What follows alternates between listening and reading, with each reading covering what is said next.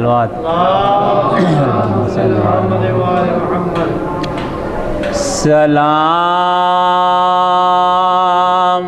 خاک نشینوں کو سوگواروں کا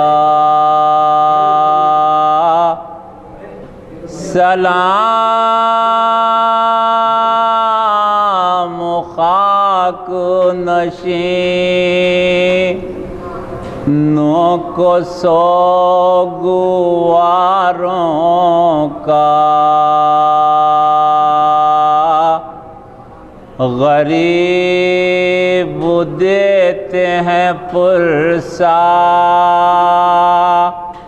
تمہارے پیاروں کا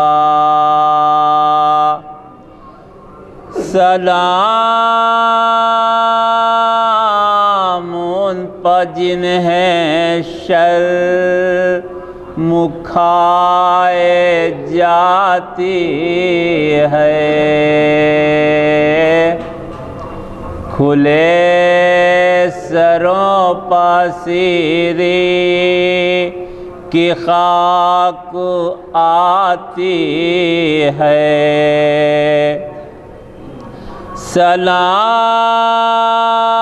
سلام اس پر جو زحمت کش سلاسل ہیں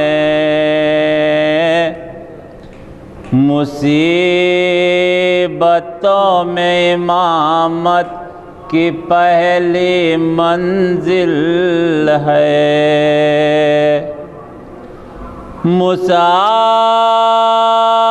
مسافرت میں جسے بے کسی یہ دکھلائی نثار کر دیے بچے نہ بچ سکا بھائی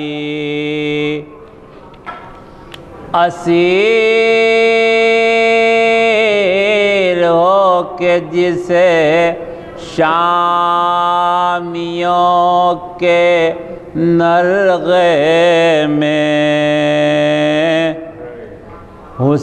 حسینیت ہے سکھانا علی کے لہجے میں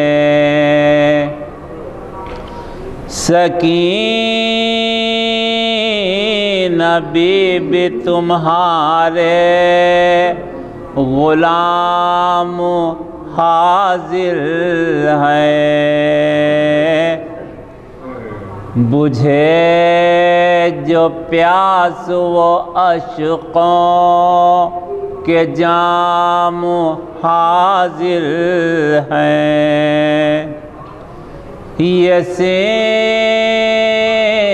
یہ حشر یہ صدمے نئے نئے بی بی کہاں پہ بیٹھی ہو خیمے تو جل گئے بی بی پہاڑ رات پڑی دیر ہے سویرے میں کہاں ہو شام غریباں کے گھپ اندھیرے میں زمین گرم یتیمی کی سختیاں بی بی وہ سینہ جس پہ کے سوتی تھی اب کہاں بی بی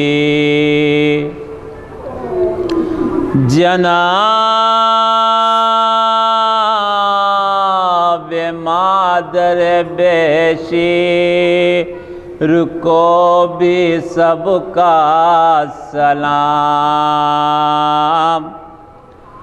عجیب وقت ہے کیا دیں تسلیوں کا پیام۔ ابھی کلیجے میں آگ سی لگی ہوگی، ابھی تو گود کی گرمی نہ کم ہوئی ہوگی۔ نہیں اندھیرے میں کچھ سوجھتا کہاں ڈھونڈوں، تمہارا چاند کہاں چھپ گیا کہاں ڈھونڈوں۔ نہ اس طرح کوئی کھیتی ہری بھری اجڑی، تمہاری مانگ بھی اجڑی ہے کوک بھی اجڑی۔ نہیں لائنوں میں انسان کوئی خدا حافظ،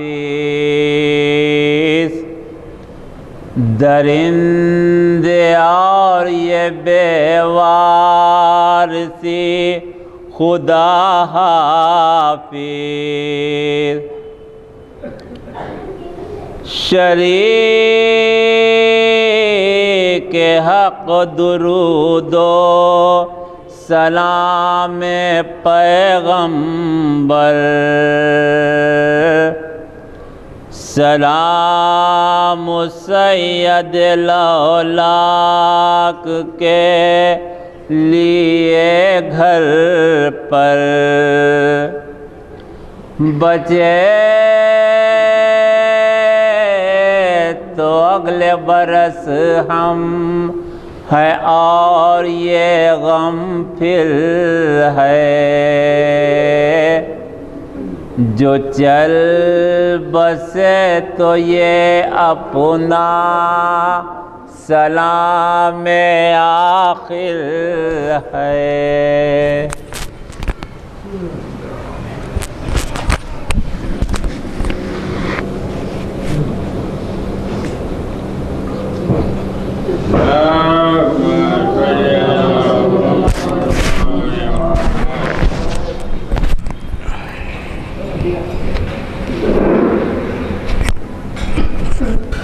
فاتحہ۔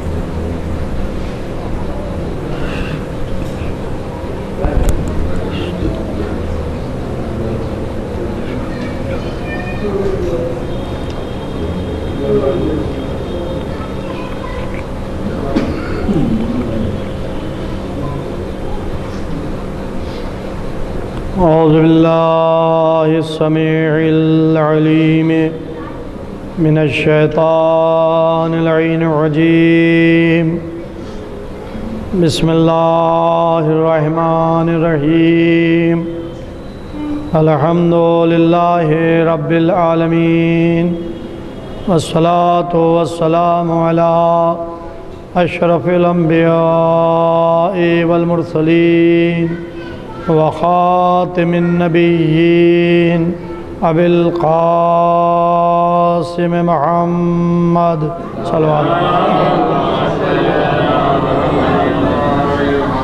وعلی اہل بیتہ طیبین الطاہرین المعصومین ولعنۃ اللہ علی اعدائہم اجمعین، اما بعد، فقد قال سبحانہ تبارک تعالی فی قرآن مجید والفرقان الحميد وهو أصدق الصادقين وقوله الحق. بسم الله الرحمن الرحيم. يسبح لله ما في السماوات وما في الأرض ملك القدوس العزيز الحكيم هو الذي بعث في الأميين رسولا منهم يتلو عليهم آياته ويزكيهم ويعلمهم الكتاب والحكمة وإن كانوا من قبل لفي ضلال مبين. عزاداران امام مظلوم کربلا، آپ کے سامنے 29 ذی الحجہ سے یہ سلسلہ مجالس جاری ہے. اس سلسلے کی یہ 11ویں مجلس شام غریبہ کی پیش کی جا رہی ہے. اس میں بھی اسی سورہ جمعہ کی ابتدائی آیات کی تلاوت کی ہے. ارشاد الہی ہو رہا ہے یسبح للہ ما فی السماوات وما فی الارض. جتنی بھی چیزیں زمین اور آسمان کے درمیان ہیں یہ سب اللہ کی تسبیح کر رہی ہیں. کون اللہ؟ ملک القدوس العزیز الحکیم، جو مالک ہے، جو حقیقی بادشاہ ہے، جو کائنات کا خالق ہے، پیدا کرنے والا ہے، جو تمام عیب سے پاک ہے اور جو عزیز ہے، جو حکیم ہے، اور جس نے امیین میں ایک رسول مبعوث کیا یتلو علیہم آیاتہ، جو تم پر آیات الہی کی تلاوت کرتا ہے، ویزکیہم، اور تمہارے نفسوں کو پاک کرتا ہے، ویعلمہم الکتاب والحکمہ، اور تمہیں کتاب اور حکمت کی تعلیم دیتا ہے، وَإِن كَانُوا مِن قَبْلُ لَفِي ضَلَالٍ مُبِينٍ، جبکہ تم اس سے پہلے کھلی ہوئی گمراہی میں تھے. بعثت پیغمبر اسلام کو پہنچانے کے لیے جس طرح سے پیغمبر نے شدید تکلیفیں برداشت کی ہیں جس کا تصور نہیں کیا جا سکتا. یہ نہیں کہ پیغمبر نے مکے کی سرزمین پر قولوا لا الہ الا اللہ تفلحوا کی آواز بلند کی اور لوگ دائرہ اسلام میں داخل ہو گئے. پیغمبر کی آواز میں حقانیت تھی. وہ سابق کے انبیاء نبیوں کی طرح اللہ کا پیغام اللہ کے بندوں تک پہنچانا چاہتے تھے، انسانیت کو گمراہی سے نکالنا چاہتے تھے، انسانیت کو سیدھا راستہ بتانا چاہتے تھے تاکہ اس دنیا میں رہ کر انسان اللہ کی اطاعت کرے، اس کا فرما بردار بندہ بن کر رہے، آخرت کے لیے دنیا میں نیکیوں کا ذخیرہ کر لے، بدیوں سے محفوظ رہے، برائیوں سے محفوظ رہے. ایک دشمنان انسان جس نے آدم کے سامنے سجدہ نہیں کیا تھا، وہ زمین پر آیا بنی آدم کا دشمن بن کر. ابلیس چاہتا ہے کہ بنی آدم سے جہنم بھر جائے، یہ گمراہ ہو جائے، یہ برائیوں میں پڑ جائے. لیکن اللہ اپنے نبیوں کے ذریعے سے انسان کو ہدایت کے لیے آمادہ کر رہا ہے. انسان کی ہدایت کے لیے نبی بھیج رہا ہے، آسمان سے کتابیں نازل کر رہا ہے، اور وہ نبی انسانیت کو نجات دلانے کے لیے کوشاں ہے۔ 1,24,000 پیغمبر اس دنیا میں آئے، جن کا مشن یہی تھا کہ اللہ کی معرفت کرائیں، صراط مستقیم پر گامزن کریں، تاکہ یہ انسانیت اس کی نجات ہو جائے۔ لیکن یہ نبی جو سب سے آخر میں آیا، اب اس کے بعد کسی نبی کو آنا نہیں تھا۔ اسے جو کتاب دی گئی وہ آخری کتاب، اس کے بعد اب کوئی کتاب بھی نہیں آئے گی۔ تو اب پیغمبر کو اسلام پہنچانے کے لیے جو دقتیں برداشت کرنا پڑیں، جو زحمتیں اٹھانا پڑیں، اس کا اندازہ ہم نہیں لگا سکتے۔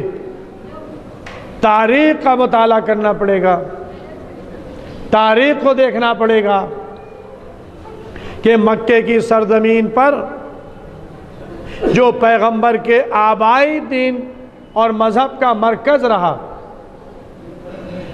اسماعیل اور ابراہیم سے لے کر جناب عبد المطلب تک،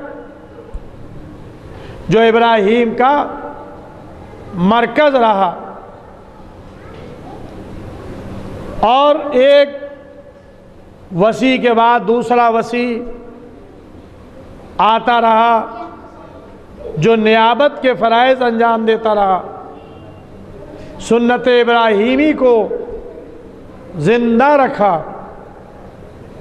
لیکن اس کے باوجود بھی گمراہی اتنی پھیل گئی، گمراہی اتنی پھیل گئی کہ لوگ اللہ کو بھول گئے، اور اللہ کے گھر میں اپنے ہاتھوں سے بنائے ہوئے لکڑی اور پتھروں کے بت لا کر رکھ دیے۔ ظاہر ہے کہ اسلام شرک کے خلاف ہے۔ پہلے ابراہیم ہیں بت شکن، جنہوں نے بتوں کو توڑا تھا، اور اسی نبی کے ہاتھ سے بنایا ہوا گھر اور بت لا کر خانہ کعبہ کے اندر رکھ دیے گئے، حرم میں نصب کر دیے گئے۔ 360 بت، اور معاشرہ وحدانیت کو چھوڑ کر، اللہ کو چھوڑ کر بتوں کی پرستش کرنے لگا۔ یہ تھی گمراہی جس کے لیے قرآن کہہ رہا ہے وَإِن كَانُوا مِن قَبْلُ لَفِي ضَلَالٍ مُبِينٍ۔ نبی کے مبعوث ہونے سے پہلے معاشرہ گمراہی میں تھا، ضلال مبین میں تھا، کھلی ہوئی گمراہی میں۔ لوگ اپنی بیٹیوں کو زندہ دفن کر دیتے تھے، مکے کی خانہ کعبہ کے اندر عبادت میں خرافات شامل کر دیے تھے، براہنا مکے کے خانہ کعبہ کا طواف کیا کرتے تھے مکے میں۔ یہ گمراہی تھی جس گمراہی سے نبی کو نکالنا تھا۔ سود، شراب، جوا، جتنے بھی برے افعال، یہ سب معاشرے میں رائج تھے۔ قرآن کہہ رہا ہے کہ یزکیہم، یہ نبی جو آیا ہے یہ آیات الہی کی تلاوت بھی کرتا ہے، یزکیہم، اور تمہارے نفسوں کو پاک بھی کرتا ہے، تمہارے عیوب، تمہارے گناہ، ان سے بھی تمہیں دور کرتا ہے، اور تمہیں کتاب اور حکمت کی تعلیم دیتا ہے۔ قرآن کے ذریعے سے ایک جامع قانون قیامت تک کے لیے، انسانیت کے لیے پیش کیا گیا کہ اب پھر کسی قانون کی ضرورت نہیں پڑے گی۔ ہر طرح کے مسائل آپ کو اسلامی شریعت میں مل جائیں گے، پیدا ہونے سے پہلے سے لے کر اور مرنے کے بعد تک جس چیز کی ضرورت ہے انسان کو وہ سب کچھ اسلام کے دائرے میں ہے۔ ایک مسلمان کو کسی کے در پہ بھٹکنے کی ضرورت نہیں ہے، کسی غیر سے پوچھنے کی ضرورت نہیں ہے کہ بھائی تم بتاؤ کہ ہم کیا کریں۔ اسلام کے دامن میں سب کچھ ہے۔ قرآن جیسی کتاب عطا کی جس کے لیے ارشاد ہوا کہ لا رتب ولا یابس الا فی کتاب مبین، نہیں ہے کوئی خشک، نہیں ہے کوئی تر جو اس روشن کتاب میں نہ ہو۔ تو کتاب ایسی عطا کی کہ جس میں تمام کائنات کی چیزوں کا آتا، ہر خشک و تر، اور امام ایسا عطا کیا جس کے لیے قرآن نے اعلان کیا وَكُلَّ شَيْءٍ أَحْصَيْنَاهُ فِي إِمَامٍ مُبِينٍ، ہم نے ہر شے کا احاطہ کر دیا ہے امام مبین میں۔ کتاب مبین قرآن صامت ہے، خاموش کتاب ہے، اور امام مبین یہ قرآن ناطق ہے، بولتی ہوئی کتاب ہے۔ اگر کچھ پوچھنا ہے ان سے پوچھو، یہ تمہیں بتائیں گے، یہ تمہارے مسائل کو حل کریں گے۔ تو رسول کے بعد اسلام کو بچانا تھا اور رسول کو اپنی زندگی میں اسلام کو پھیلانا تھا۔ اسلام کو پھیلانے میں بھی زحمتیں برداشت کرنا پڑی اور اسلام کو بچانے کے لیے بھی زحمتیں برداشت کرنا پڑی۔ جب پیغمبر نے قولوا لا الہ الا اللہ تفلحوا کی آواز بلند کی ہے اور لوگ مسلمان ہونا شروع ہوئے، تو جو بت پرست تھے، یا یوں کہا جائے جو لوگ بت پرستی کے ٹھیکیدار تھے، وہ یہ نہیں چاہتے تھے کہ لوگ بت پرستی چھوڑ کر ایک خدا واحد کو تسلیم کریں۔ لہذا جو مسلمان ہوتا تھا اسے طرح طرح سے ستایا جاتا تھا، اذیت دی جاتی تھی۔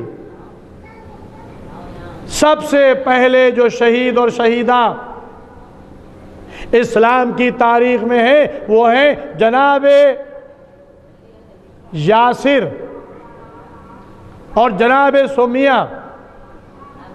عمار رسول کے صحابی، عمار یاسر یہ عمار کے والد اور ان کی اہلیہ سمیہ، اتنی اذیت دی جا رہی ہے کہ زمین پر، گرم زمین پر لٹا دیا گیا، ہاتھ پیر باندھ دیے گئے، جسم پر پتھر رکھ دیا گیا، اور یہاں تک کہ اذیت دی گئی کہ یاسر اسی تکلیفوں میں دنیا سے چلے گئے، شہید ہو گئے۔ ان کی بیوی سمیہ، نیزہ ان کے سینے میں مارا گیا، گرم زمین پر لیٹی ہوئی ہیں، ہاتھ پیر بندھے ہوئے ہیں اور نیزہ ان کے سینے میں اتارا جا رہا ہے۔ یہ پہلے شہید ہیں اسلام کے۔ ان کا قصور کیا تھا؟ ان کا قصور یہ تھا کہ انہوں نے اللہ کے رسول کے پیغام کو مانا تھا، لا الہ الا اللہ کہا تھا، محمد الرسول اللہ کہا تھا۔ ابو جہل کا غلام جناب بلال کی حالت یہ تھی کہ ان کو بھی مکے کی سرزمین پہ ریت پہ لٹا کر کے ان کے ہاتھ پیروں کو باندھ دیا جاتا تھا اور ان کے جسم میں کانٹے چبھو دیے جاتے تھے۔ ظاہر ہے کہ جب چاروں طرف جسم میں کانٹے ہوں گے اور کانٹے چبھے ہوئے اور اس کے بعد پھر زمین پر لٹایا جائے اور اس کے بعد بھاری پتھر جسم پر رکھ دیا جائے تو ظاہر ہے کہ جسم کے کانٹے جسم کے اندر داخل ہوں گے اور اوپر سے بھاری پتھر ہے۔ اور کہا جاتا تھا کہ انکار کرو، اللہ کا انکار کرو، تو جناب بلال کہتے تھے آہد آہد، یہ ان کی زبان پر فقرہ رہتا تھا کہ اللہ ایک ہے، اللہ ایک ہے۔ تو یہ مکے میں اسلام کو پھیلانے کے لیے رسول اور رسول کے ساتھ وہ مسلمان جنہوں نے رسول کے پیغام کو تسلیم کیا تھا، مانا تھا، انہیں طرح طرح کی اذیت دی جا رہی تھی۔ خود رسول مقبول پتھر مارے جا رہے ہیں، راستے میں کانٹے بچھائے جا رہے ہیں، حالت نماز میں اوجھڑی ڈالی جا رہی ہے، کوڑا کرکٹ ڈالا پھینکا جا رہا ہے، دیوانہ و مجنون کہا جا رہا ہے۔ لیکن پیغمبر اسلام کو پہنچاتے رہے، تبلیغ اسلام کرتے رہے، قرآنی آیات کی تلاوت کرتے رہے، تزکیہ نفس کرتے رہے، یہاں تک کہ 13 سال پیغمبر کے مکے میں اسی طرح سے گزر گئے۔ اسلام مکے سے باہر پھیلنے لگا، اس لیے کہ اسلام میں حقانیت تھی، کلام الہی تھا۔ جو قرآن کی آیت سنتا تھا وہ مسلمان ہوئے بغیر نہیں رہ پاتا تھا، تو لہٰذا مکے والے رسول کے قریب نہ جانے دیتے تھے۔ اگر کوئی مکے میں جاتا تھا خانہ کعبہ میں اور رسول ایک گوشے میں بیٹھے ہوئے تلاوت قرآن کر رہے ہیں تو لوگ کہتے تھے کہ دیکھو اس کے قریب نہ جانا، اس کی بات نہ سننا، کانوں میں انگلیاں دے لیتے تھے، روئی ٹھوس لیتے تھے تاکہ کلام رسول، کلام الہی نہ سننے پائیں۔ اور جو کلام الہی رسول کی زبان سے سن لیتا تھا وہ دائرہ اسلام میں داخل ہو جاتا تھا۔ مدینے سے آنے والا گروہ اوس اور خزرج یہ آئے، انہوں نے رسول مقبول سے قرآن کی تلاوت سنی، مسلمان ہوئے، مکے سے مدینے گئے، اسلام کا پیغام مدینے میں پہنچانا شروع کیا۔ پہلی ہجرت جناب جعفر طیار 400 لوگوں کے ساتھ مکے سے ہجرت کر کے حبش گئے ہیں، جہاں عیسائی بادشاہ تھا۔ لیکن جب عیسائی بادشاہ کے سامنے سورہ مریم کی تلاوت کی تو بادشاہ کی آنکھوں سے آنسو ٹپکنے لگے، قرآن کا اثر ہوا، عیسائی بادشاہ مسلمان ہو گیا۔ حبش میں اسلام جناب جعفر طیار کے ذریعے سے پہنچا، اور آپ دیکھیں کہ دیکھتے ہی دیکھتے اسلام تیزی سے پھیلنے لگا، اور آج پورے ورلڈ میں اسلام پھیل چکا ہے۔ لیکن عزیزوں، اسلام جو رسول پھیلا رہے تھے وہ اسلام دوسرا تھا، اور رسول کے بعد جو اسلام پھیلایا جا رہا تھا وہ اسلام دوسرا تھا۔ اب مسئلہ یہ تھا کہ اس اسلام کو بچانا ہے جو اللہ کا بھیجا ہوا ہے، اس اسلام کو بچانا ہے جو رسول کا پہنچایا ہوا ہے۔ اس لیے کہ رسول کی وفات سے لے کر اور سن 35 ہجری تک 25 سال میں اسلام کے قانون کو بدلا جا چکا تھا۔ علماء نے اس کے اوپر کتابیں لکھی ہیں، کیا کیا چیزیں بدلی گئیں۔ یہ سمجھ لیں کہ جمعے کی نماز بدھ کو پڑھائی گئی ہے، اس سے زیادہ کچھ ہو سکتا ہے؟ کہ جمعے کی نماز جو حکم ہے قرآن میں، اذا نودی للصلاۃ من یوم الجمعہ، کل میں تفصیل بیان کر چکا، جمعے کی نماز بدھ کو پڑھائی گئی۔ خلیفہ سوم تیسرے خلیفہ کے دور میں جو کوفے کا گورنر تھا ولید، صبح کی نماز نشے کی حالت میں پڑھا رہا ہے، شراب پیے ہوئے نماز پڑھا رہا ہے۔ 2 رکعت نماز پڑھانے کے بعد کہتا ہے کیا اور 2 رکعت پڑھا دوں؟ اپنی کنیز کو بھیج رہا ہے، جاؤ تم جا کر نماز پڑھا دو۔ کنیز آ کر خلیفہ کو جگا رہی ہے، الصلاۃ خیر من النوم، تو خلیفہ اسی کو اذان کا جز بنائے دے رہا ہے، حی علی خیر العمل نکالے دے رہا ہے، طواف النساء کو عمرے سے نکال دیا گیا۔ عزیزوں، اس 25 سال میں نہ جانے کیا کیا ہو گیا۔ نماز رسول، جو رسول نماز پڑھاتے تھے، جب مولا کائنات علی ابن ابی طالب علیہ السلام کا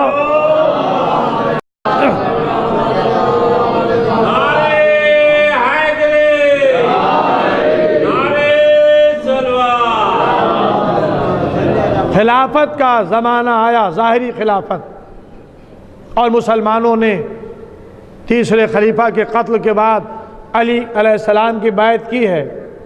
علی خود سے بیعت نہیں مطالبہ کر رہے تھے، اس لیے کہ علی کی بیعت تو غدیر میں ہو چکی تھی، 1.25 لاکھ کے مجمع نے بیعت کی تھی۔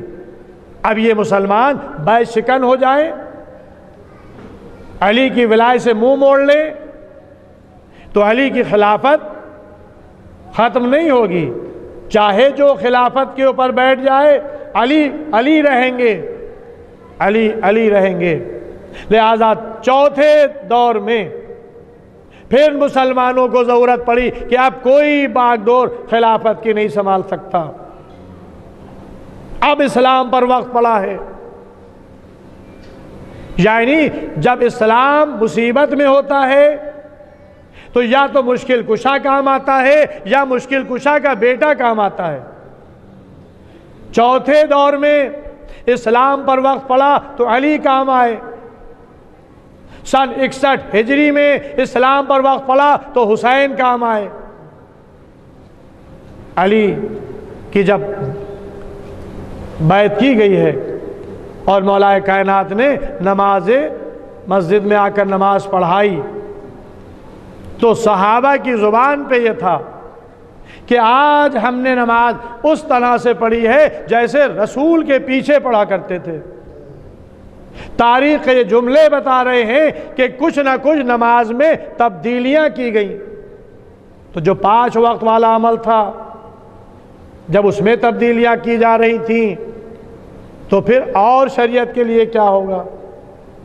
بھائی یہ سمجھ لیں کہ خلافت کی باغ ڈور سن 61 ہجری میں وہ سنبھالے ہوئے تھا جو منکر وحی تھا، اس سے بڑھ کر اور کیا ہوگا؟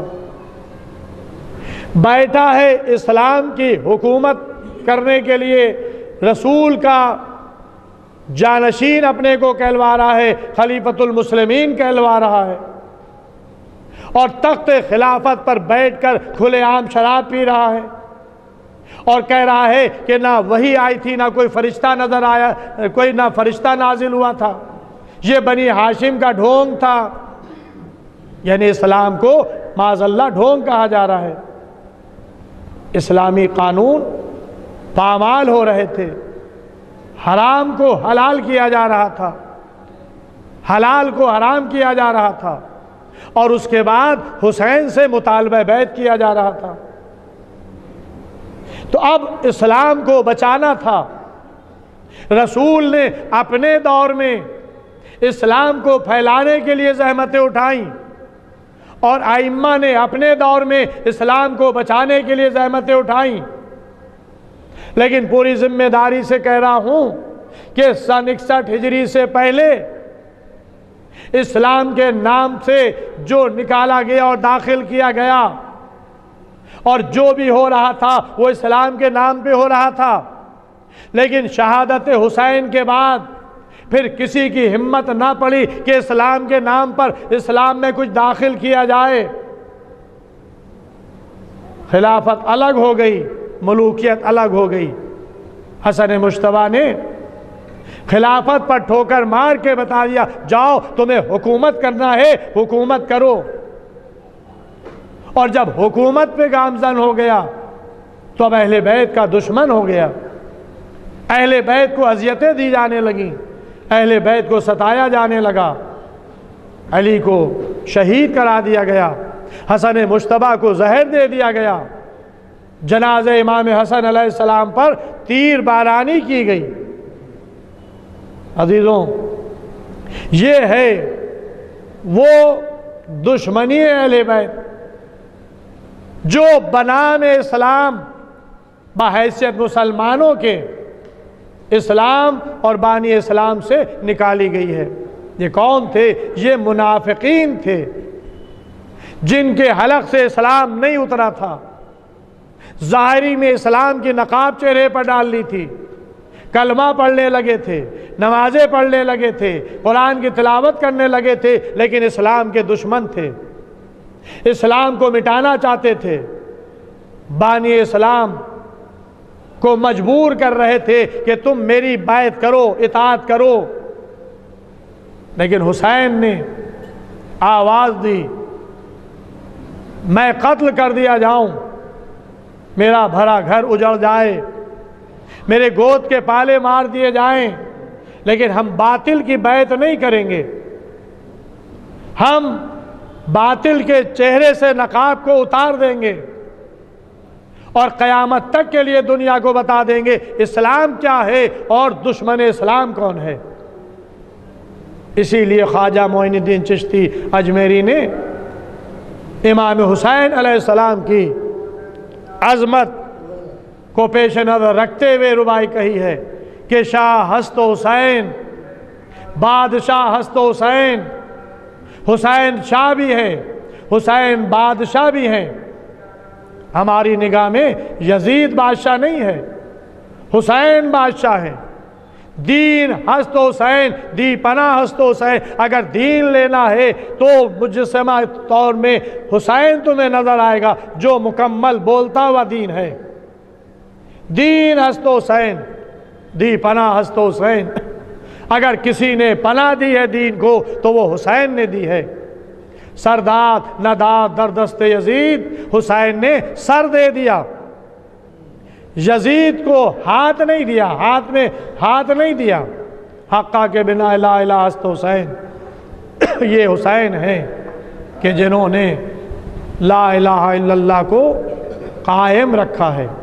ہاں عزیزوں، آج عاشورہ کا دن گزر گیا، صبح سے لے کر عصر تک حسین لاشوں پر لاشیں اٹھاتے رہے۔ ہاں عزیزوں، آپ نے اعمال عاشورہ کیے، حسین کی سیرت کو اپنایا۔ کربلا میں صبح کا آغاز علی اکبر کی اذان سے ہوا تھا اور حسین کے سجدے پر عاشورہ تمام ہو رہی ہے۔ ہم شکل پیغمبر علی اکبر کی اللہ اکبر سے عاشورہ کا آغاز ہوا، حسین کی شکر اللہ پر عاشورہ کا اختتام ہوا۔ اب قیامت تک یہ اذان بھی حسین کی وجہ سے ہے اور یہ سجدہ بھی حسین کی وجہ سے ہے، یہ نماز بھی حسین کی وجہ سے ہے۔ عزیزوں، صبح کی نماز حسین نے تمام کی تو تیر برسنا شروع ہو گئے۔ حسین نے بڑھ کر آواز دی، اے میرے ساتھیوں، یہ تیر نہیں موت کے قاصد ہے، بڑھ کر ان کا استقبال کرو۔ خاک و خون میں غلطہ ہونے لگے اصحاب حسین، اور اس کے بعد ایک ایک کر کے حسین کے جانثار حسین پر فدا ہوتے رہے، اسلام کے لیے قربانیاں پیش کرتے رہے، جب تک کہ اصحاب و انصار رہے۔ حسین کے عزیز و اقارب میدان میں نہیں گئے، لیکن جب اصحاب و انصار شہید ہو چکے تو اب اعزہ کی باری آئی۔ کبھی اولاد عقیل میدان میں جاتی ہے، کبھی اولاد علی میدان میں جاتی ہے، کبھی حسن مجتبیٰ کے لخت جگر میدان کاردان میں جاتے ہیں۔ حسین کبھی اون و محمد کی میتیں لے کر آتے ہیں، کبھی قاسم کا پامال لاشا لے کر آتے ہیں۔ عزیزوں، ایک وقت آیا کہ جب حسین کے لشکر کا علمدار آواز دے رہا تھا، یا آقا ہو ادرکنی، اے آقا مدد کے لیے آئیے۔ حسین اپنے 32 سال کے بھائی کے لاشے پر پہنچے عباس کی وصیت سنی، عباس کا لاشا فرات کے کنارے چھوڑ دیا۔ آج جہاں پر روضہ عباس علیہ السلام ہے، لاشا وہیں پر چھوڑ دیا۔ حسین کے دامن میں عباس کے 2 کٹے ہوئے بازو تھے اور عباس کے ہاتھ میں علم تھا۔ یہ علم امام زمانہ کے پاس ہے اور ہاتھ جناب سیدہ کے پاس ہے، اس لیے کہ جب روز محشر سیدہ آئیں گی تو عباس کے ہاتھوں کا واسطہ دیں گی۔ عباس کے ہاتھ اور حسین کا خون بھرا لہو بھرا کرتا، یہ شفاعت کے لیے ذخیرہ ہیں فاطمہ زہرا کے پاس۔ ہاں عزیزوں، عباس کا علم خیمے میں آ گیا۔ وہ وقت بھی آیا کہ جب کڑی الجوان بیٹے نے آواز دی، یا ابت علیک منی سلام، اے بابا میرا آخری سلام قبول کریں۔ حسین کڑی الجوان کے لاشے پر پہنچے، سینے سے برچھی کا پھل نکالا، لاش علی اکبر اٹھ نہ سکی تو بچوں کو آواز دی، خیمے سے چھوٹے چھوٹے بچے نکلے، علی اکبر کی میت کو اٹھایا، خیمے میں لاش علی اکبر بھی آ گئی۔ اب کون تھا کہ جو حسین کی نصرت کرتا؟ اب کون تھا جو حسین کی مدد کرتا؟ ایک مرتبہ حسین نے آواز دی، حل من ناصر ینصرنا، ہے کوئی جو میری نصرت کرے، میری مدد کرے؟ گہوارے سے علی اصغر نے اپنے کو گرایا۔ یہ آخری مجاہد تھا جو حسین کے ہاتھوں پر میدان کارزار میں آیا۔ حسین نے سوال آپ کیا، جواب میں تیر ہرملہ چلا، بچہ باپ کے ہاتھوں پر ذبح ہوا۔ حسین میت کو لے کر خیمے کے در پہ آئے۔ آج آپ نے حسین کے اس عمل کو اپنے اعمال عاشورہ میں دہرایا، انا للہ و انا الیہ راجعون، رضا بقضائہ و تسلیما لامرہ۔ 7 مرتبہ حسین آگے بڑھے، پیچھے ہٹے، آواز دی، رباب اپنے لال کو آ کر لے جاؤ۔ لیکن عزاداران امام، رباب کو صرف علی اصغر کا آخری دیدار کرایا، رباب کو علی اصغر واپس نہیں کیا، علی اصغر کا صرف دیدار کرایا۔ ماں اپنے بیٹے کو ایک مرتبہ حسرت بھری نگاہوں سے دیکھ لے، اس لیے کہ اب بچہ نظر نہیں آئے گا۔ حسین علی اصغر کو سپرد خاک کرنے کے لیے جا رہے ہیں۔ اجرکم اللہ۔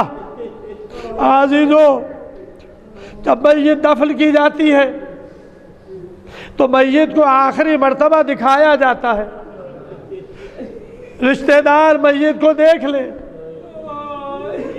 سب سے زیادہ قریب کون علی اصغر کے تھا؟ لہذا جناب سکینہ نے علی اصغر کو دیکھا، جناب رباب نے علی اصغر کو دیکھا۔ حسین نے خیمے کے در پہ کھڑے ہو کر علی اصغر کا آخری دیدار کرا دیا، اور اس کے بعد ننھی سی میت لے کر حسین پشت خیمہ پر آئے، ذوالفقار سے ننھی سی میت کھودی۔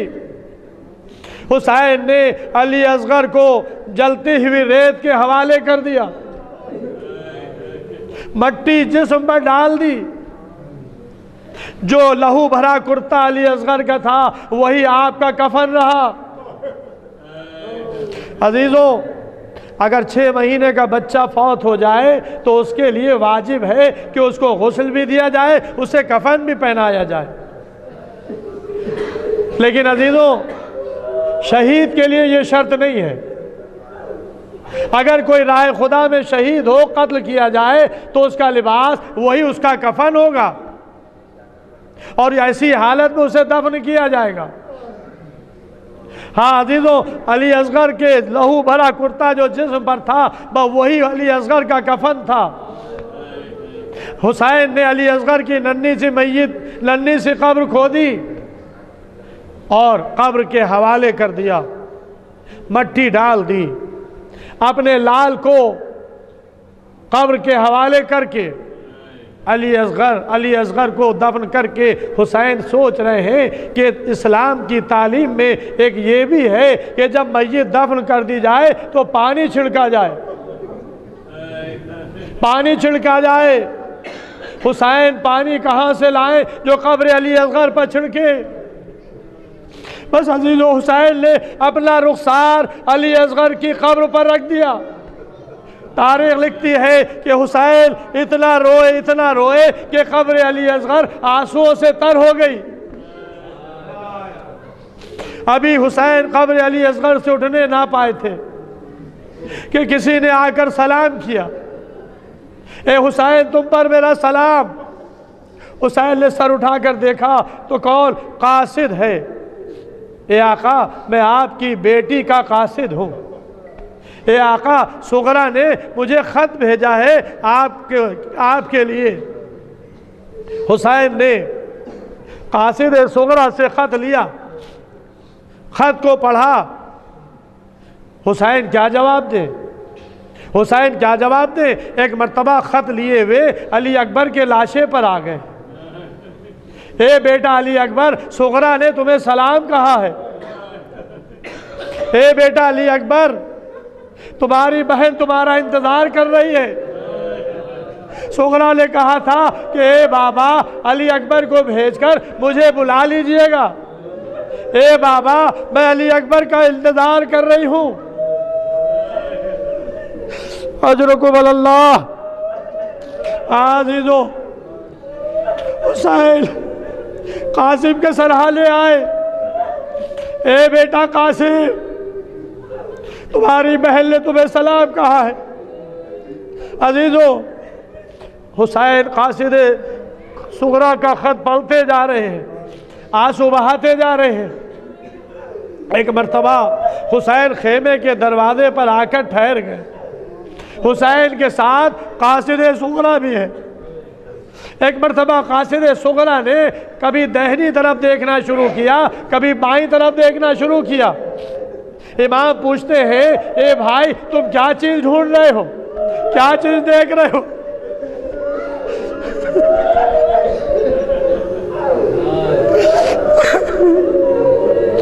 ایک مرتبہ قاصد نے کہا آقا، یہ آقا صغرا نے خط تو دیا تھا لیکن مجھ سے کچھ زبانی بھی کہا تھا۔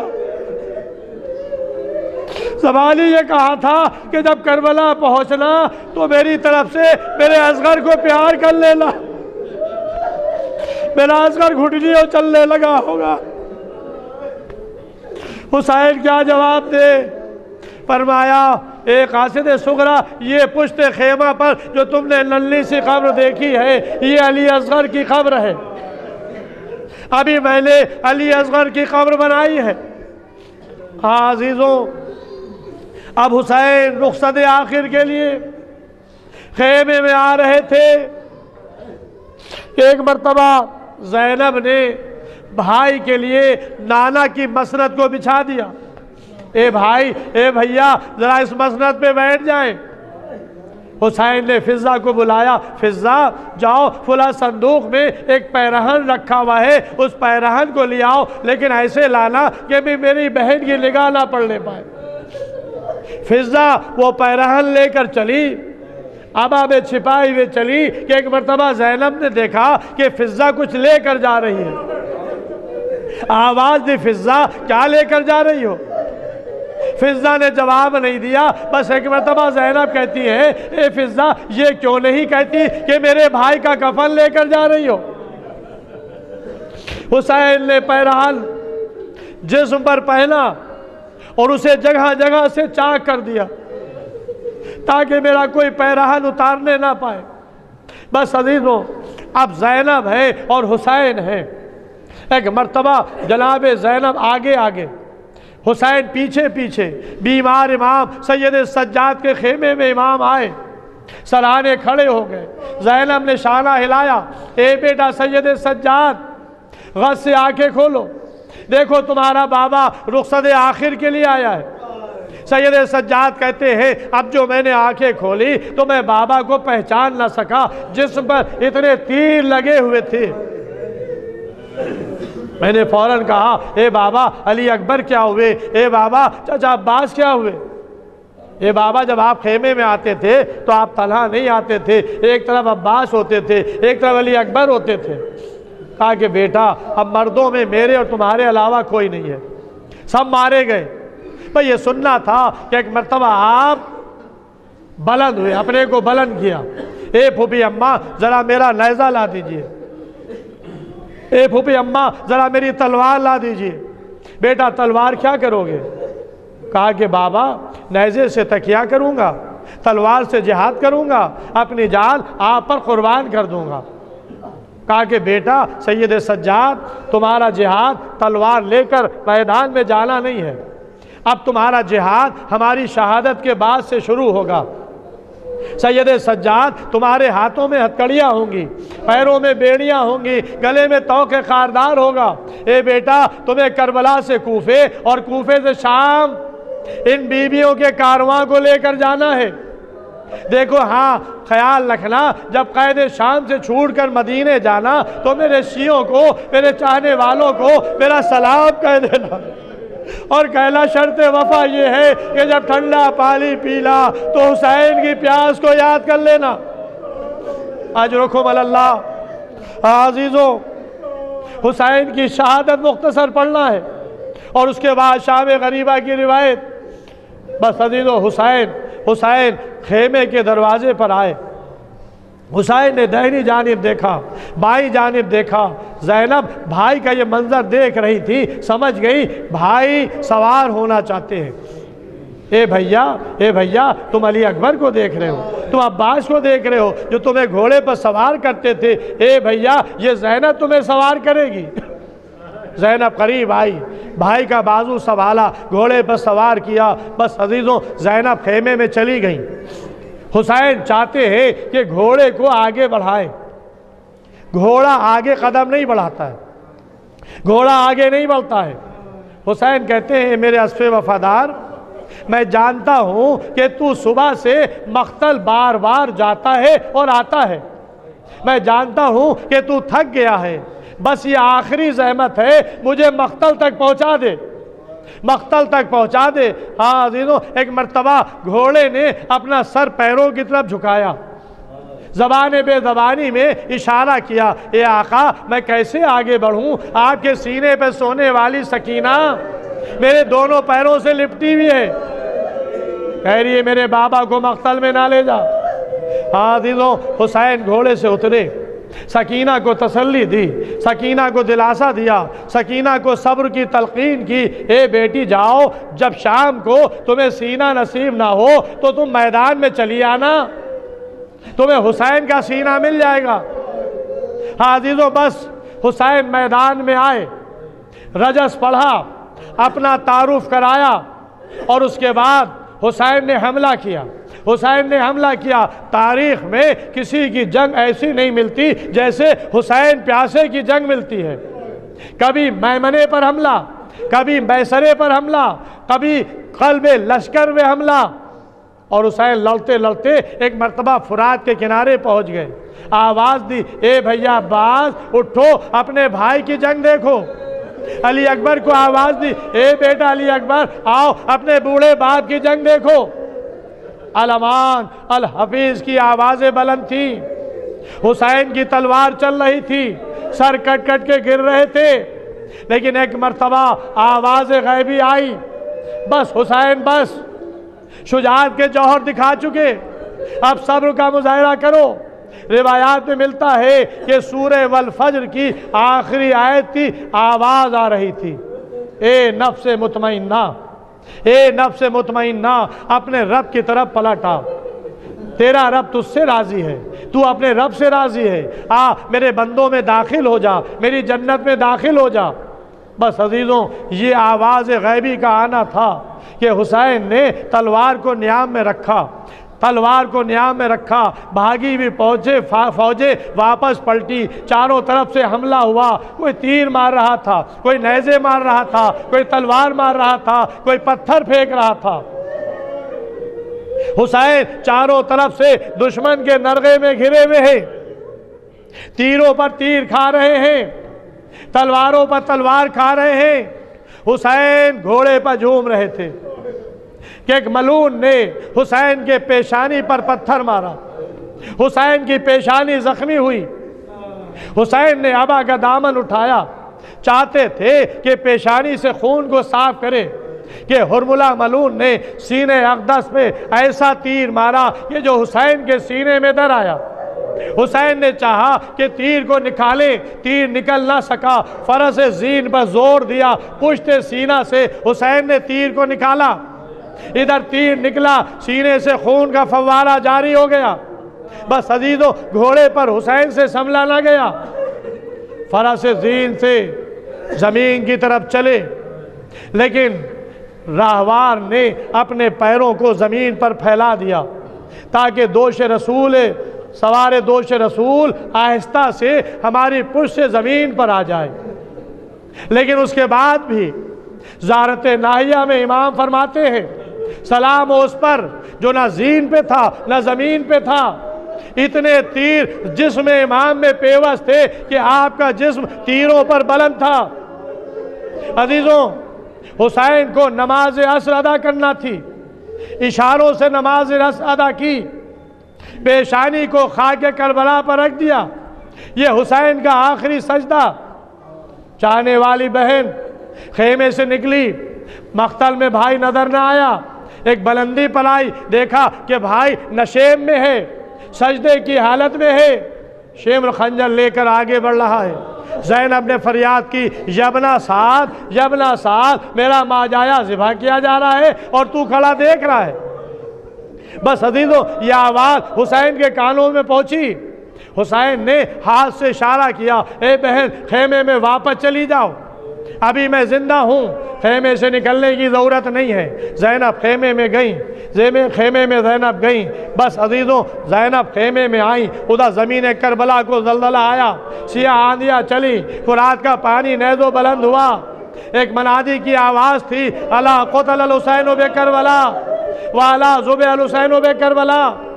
अजीज़ों, पिसर साद हुक्म देता है, अभी घोड़ों से ना उतरना, अभी घोड़ों से ना उतरना, अभी ख़याम हुसैनी को लूटना है, अभी ख़याम हुसैनी में आग लगाना है। घोड़े सवार चले, खेमों में आग लगाना शुरू की, माल व असबाब लूटना शुरू किया, सैदानियों के सरों से चादरें छीनना शुरू की। बस अजीज़ों, बीबियाँ एक खेमे से दूसरे खेमे में, दूसरे खेमे से तीसरे खेमे में, यहाँ तक कि सारे खेमे जल गए। ज़ैनब फिर खेमे से बाहर ना निकली, इसलिए भाई ने हुक्म दिया था, बहन खेमे में वापस जाओ। अब जब तक कि इमाम की इजाज़त ना हो, उस वक्त तक कि ज़ैनब खेमे से बाहर नहीं आए। आई सैयद सज्जाद के खेमे में, ए बेटा सैयद सज्जाद, तुम इमाम वक्त हो, बताओ खेमों में जलकर मर जाएं या खेमों से बाहर निकलें। कहा कि ए फूफी अम्मा, जान का बचाना लाजिम है, ए फूफी अम्मा खेमों से बाहर चली जाइए। ज़ैनब बीबियों को लिए हुए जलते हुए खेमों से बाहर आई।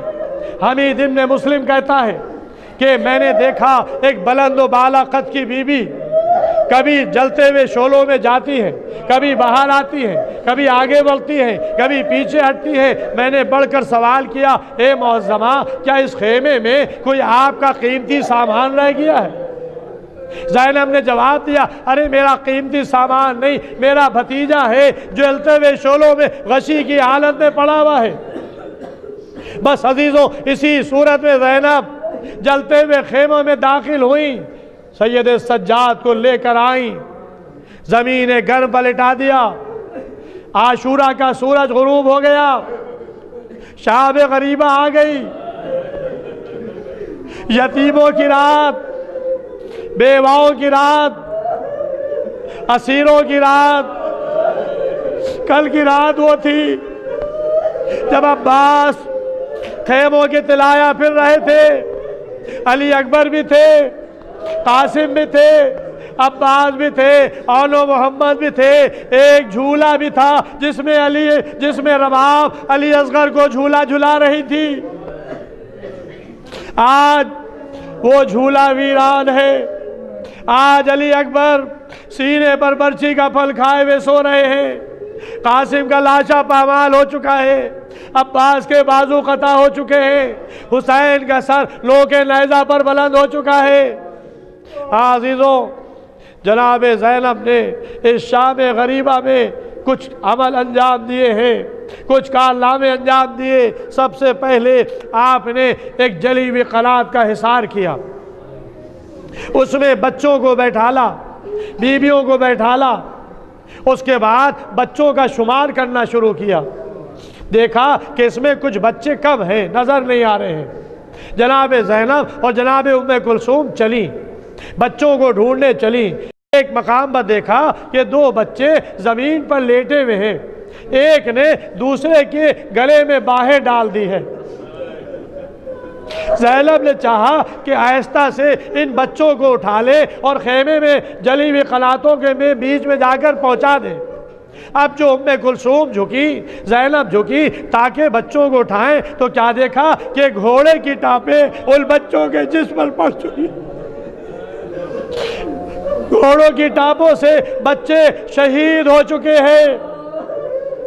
زینب نے ان بچوں کی لاش اٹھائی، عجب نہیں مقتل کا رخ کیا ہو۔ اے بھیا حسین، صبح سے عصر تک کہ تم لاشیں اٹھاتے رہے، اب یہ زینب لاش اٹھا رہی ہے۔ اجرکم اللہ۔ جناب زینب دونوں بچوں کی لاشیں اٹھا کے لائی۔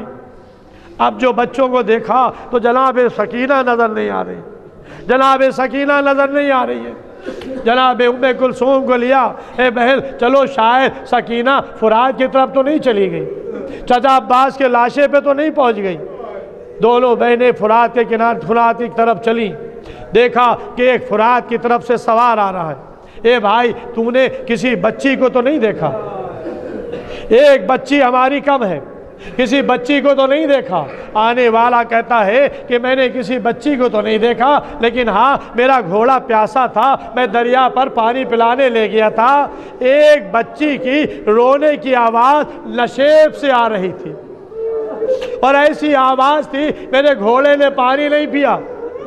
زینب سمجھ گئی سکینہ باپ کے لاشے پر پہنچ چکی ہے۔ زینب چلی، بھائی کے قریب آئی۔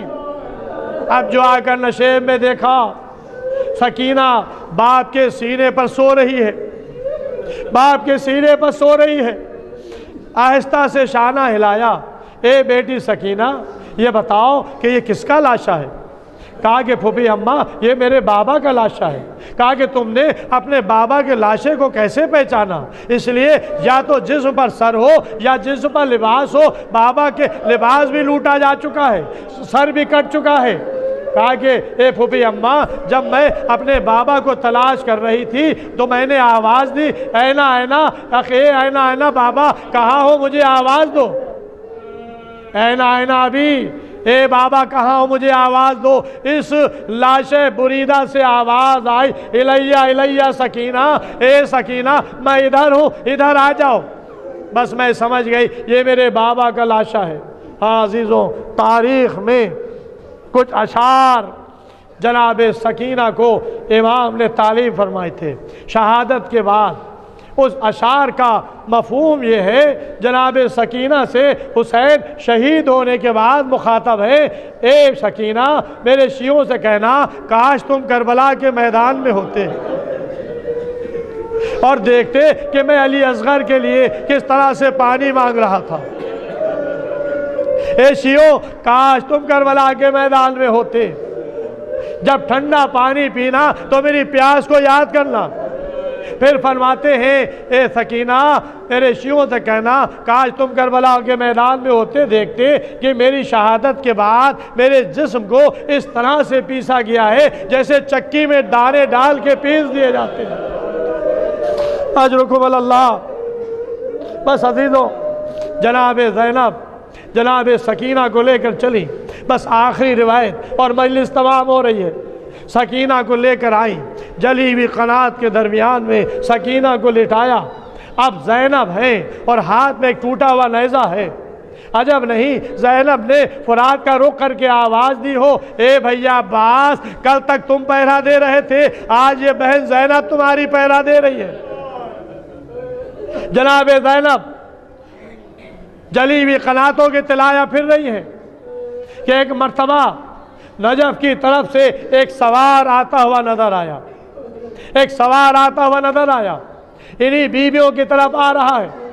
जनाब ज़ैनब ने आवाज़ दी, ये आने वाले पलट जा, अभी मेरे छोटे छोटे बच्चे रोते रोते सोए हैं, वापस चला जा, सुबह आना, जितना दिल चाहे लूट ले जाना। लेकिन आने वाला ना रुका, आगे बढ़ता चला आ रहा है। एक मर्तबा ज़ैनब को जलाल आ गया, आवाज़ दी, अरे तुझे नहीं मालूम कि मैं अब्बास की बहन ज़ैनब हूँ, मैं हुसैन की बहन ज़ैनब हूँ। ये आने वाले, क्या तुम्हें नहीं मालूम कि मैं अली की बेटी ज़ैनब हूँ? भाई ये सहना था कि आने वाले ने अपने चेहरे से नकाब को हटा दिया। ए बेटी ज़ैनब, ये तुम्हारा बाप अली आया है, तुम्हारी मदद करने के लिए आया है। चाहने वालों, अगर कोई मुसीबत के वक्त चाहने वाला आ जाए तो अपना दर्द दिल उससे बयान किया जाता है। अली जैसा बाप ज़ैनब के सामने आया है, ज़ैनब ने करबला के मसाइब दोहरा दिए होंगे। ए बाबा, आप उस वक्त आए हैं कि जब अली अकबर के सीने पर बर्छी लग चुकी, कासिम का लाशा पामाल हो चुका, आनो मोहम्मद मारे जा चुके, अब्बास के बाजू कलम हो चुके। ए बाबा, आपका बेटा हुसैन 3 दिन का भूखा प्यासा फंसे गर्दन से ज़िबा किया गया, खेमों में आग लगाई गई, माल व असबाब लूटा गया। इन्ना लिल्लाहि व इन्ना इलैहि राजिऊन। रज़न बिक़ज़ाइहि व तस्लीमन लिअम्रिहि। अल्लाहुम्मा ग़फ़िर लिल-मोमिनीन वल मोमिनात वल मुस्लिमीन वल मुस्लिमात अल अहयाइ मिनहुम वल अमवात। ताब बैनना व बैनहुम बिल खैरात इन्नका मुजीबुद दाअवात इन्नका अला कुल्लि शैइन क़दीर। अभी आप हज़रात ज़ियारत, जो आखिर रोज़े आशूरा की ज़ियारत है, वो अभी मातम के बाद आप हज़रात पढ़ लेंगे। मातम हुसैन, या हुसैन, या हुसैन, या हुसैन, या हुसैन।